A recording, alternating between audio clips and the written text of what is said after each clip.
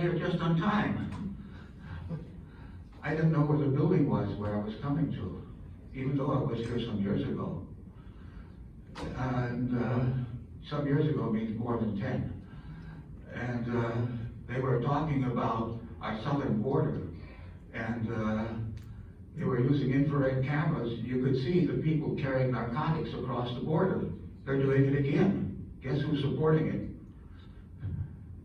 Now, I came here to talk about race.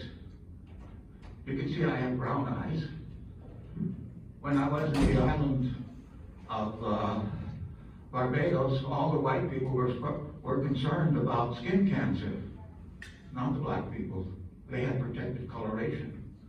When I went to Sri Lanka, all the black people looked like many of us who call ourselves white, but their skin was dark. Protective coloration, that's all.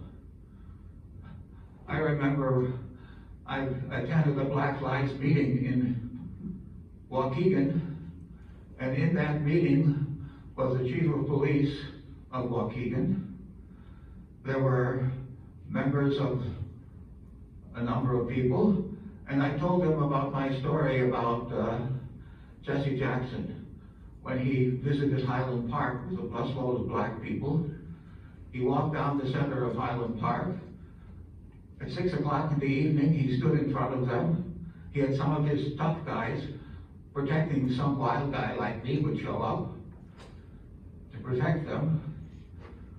And he parked his car, and there were no other cars parked. He parked it exactly in front of the fire hydrant, the only illegal place.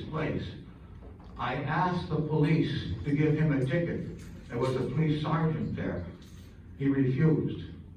Many years before, I lived in an old people's building in Chicago, the last street in Chicago, Juneway Terrace. And a plainclothes policeman would show up and visit one of his friends in the building, and he would always park in front of the fire hydrant. I would call the police. He would go there, try to get the policeman not to give him a ticket. He always got a ticket. Jesse Jackson didn't. I call that black privilege, quite clearly.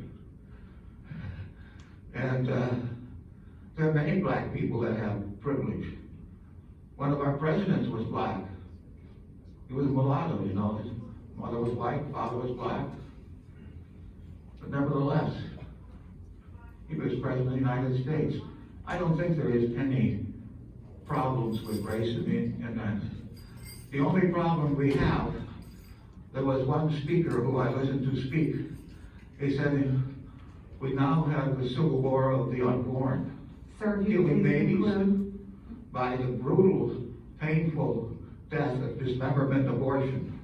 Thank you for your time. Think about it. Killing Americans. More Americans are killed than by... Thank you, sir. Our next speaker is Yvonne Fulton.